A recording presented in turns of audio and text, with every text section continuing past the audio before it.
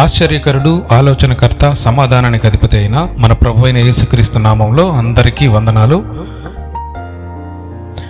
పరిశుద్ధ గ్రంథంలో కొనియాడబడిన స్త్రీలు అనే శీర్షికలో నేటి సాయంకాల ధ్యానంలో రూతు అనే స్త్రీ గురించి ధ్యానం చేసుకుందాం.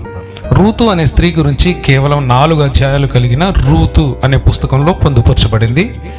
రూతు అనే మాటకు నమ్మకమైన సహచారిణి, ఫెయిత్ఫుల్ కంపానియన్ అని అర్థం.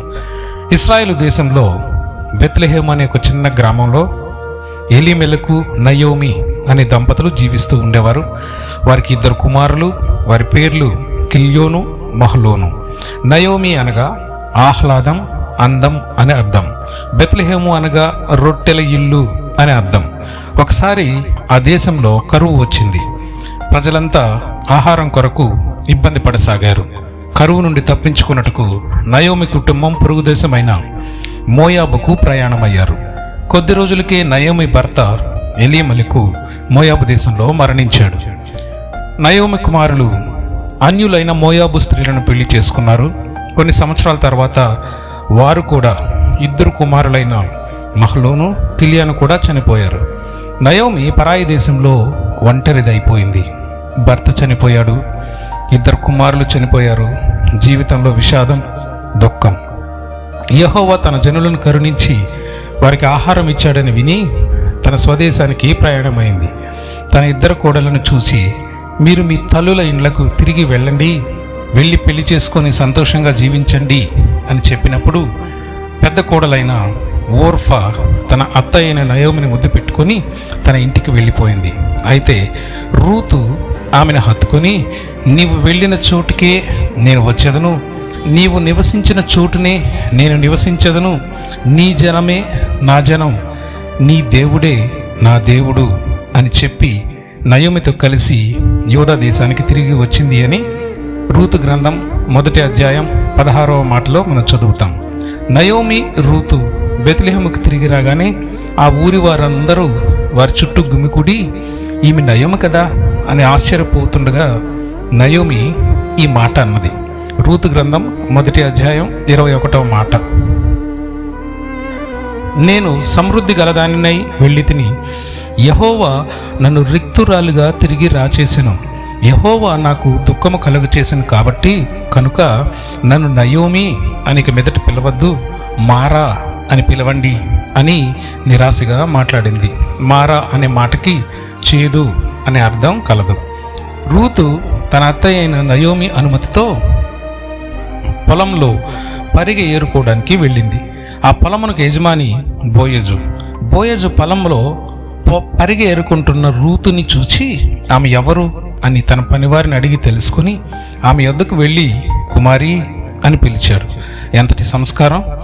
కుమారి, నీవు కోతలు పూర్తయ్యేంత వరకు నా పొలంలో ఎలాంటి ఇబ్బంది లేకుండా పరిగె ఏరుకొనవచ్చని చెప్పాడు. అందుకు రూతు, ఏమి తెలిసి పరదేశినైన నా యందు ఇంత కటాక్షం కలిగిందో అని చెప్పగా, బోయజు, నీ పెనిమిటి మరణమైన తర్వాత నీవు నీ అత్తకు చేసినదంతయు నేను విన్నాను.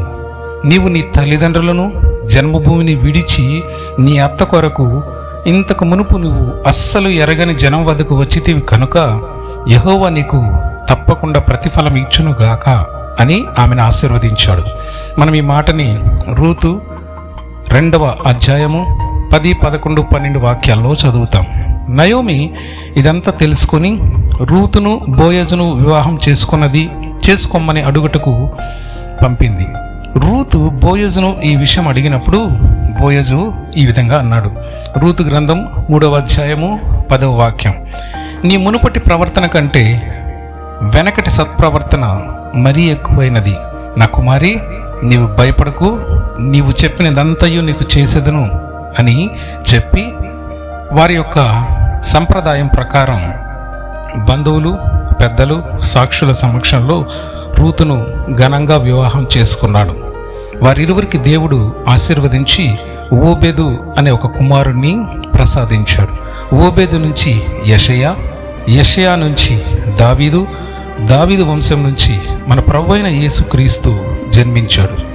అన్యురాలైన మోయాబు దేశానికి చెందిన ఒక స్త్రీ రూతు తన మంచి ప్రవర్తనతో పరిశుద్ధమైన దేవుని వంశవృక్షంలో ఒక భాగమైంది. నిజమైన దేవుని ఎరిగి ఆయన యందే విశ్వాసం ఉంచింది. గొప్ప ఆశీర్వాదాలు పొందుకున్నది. నయోమి అన్నీ అనగా భర్తను, 2 కుమారులను కోల్పోయినా చివరికి దేవుడు రూతు వంటి అద్భుతమైన కూతురు లాంటి కోడల్ని ఆమెకు దయచేశాడు. కోల్పోయిన ఆనందాన్ని తన జీవితంలో తిరిగి నింపాడు. కాబట్టి ఆమె జీవితంలో శూన్యత శ్రేష్టతగా మార్చబడింది. రూతు జీవితం నుంచి మనం నేర్చుకోదగిన పాఠాలు ఏంటంటే, విశ్వాసం మనకు ఆశీర్వాదాలని ఇస్తుంది. నిజమైన సత్యమైన దేవుని ఎరిగి ఆయన యందు విశ్వాసం ఉంచాలి. దేవుడే మన విమోచకుడు. మన విశ్వాస జీవితమే మనల్ని పరలోక రాజ్య వారసులుగా మారుస్తుంది. దేవుడు ఈ మాటల్ని దీవించునుగాక. ఆమేన్. దయచేసి అందరూ తలలు వంచి కళ్ళు మూయండి. ప్రార్థనలో నాతో కలిసి ఏకీభవించండి. మహాపరిశుద్ధుడైన మా యేసుక్రీస్తు ప్రభువా, మీకు స్తోత్రం చెల్లిస్తున్నాను నాయన. ఇదిగో ప్రభువా, ఈ సాయంకాల సమయంలో నీ పరిశుద్ధ గ్రంథం నుంచి రూతు అనే ఒక ప్రశస్తమైన స్త్రీ గురించి మేము ధ్యానించుటకు మీరు ఇచ్చిన కృపను బట్టి మీకు స్తోత్రం చెల్లిస్తున్నాను ప్రభువా. మోయాబు దేశానికి చెందినటువంటి అన్యురాలైనటువంటి రూతు జీవితంలో నాయన మీరు చేసిన అద్భుత కార్యాన్ని మేము విన్నాం ప్రభువా. ఆమె అన్యురాలైనప్పటికీ ప్రభువా నాయన నీ యందు విశ్వాసం ఉంచడం వల్ల ప్రభువా నాయన మా ప్రభు అయిన యేసుక్రీస్తు వంశవృక్షంలో ఆమె ఒక వారసురాలిగా చేర్చబడిందని మేము విన్నాం.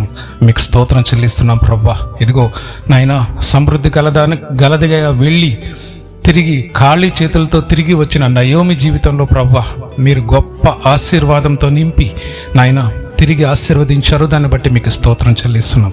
ఇదిగో ప్రభువా, మా జీవితంలో కూడా ప్రభువా నాయన నీ పట్ల విశ్వాసమును కలిగి ఆ విశ్వాసమే మమ్మల్ని పరలోక రాజ్య వారసులుగా మార్చబడినట్లు నీ కృప, నీ సన్నిధి, నీ కాపుదల మాకు దయచేయమని ఇదిగోనైనా ఈ సాయంకాల సమయంలో మా పనులను ముగించుకొని మేము పడకలకు వెళ్ళుచుంటుండగా నీ కృపను, కాపుదలను, నీ యొక్క ప్రేమను మాకు దయచేసి ప్రభువా, నీ చిత్తమైతే తిరిగి ఉదయాన్నే లేచి నిన్ను స్తుతించుటకు, నిన్ను ఘనపరచుటకు నాయన అవకాశం ఇమ్మని నజరేయుడైనటువంటి యేసుక్రీస్తు పరిశుద్ధ నామంలో అడిగి వేడుకుంటున్నాను తండ్రి.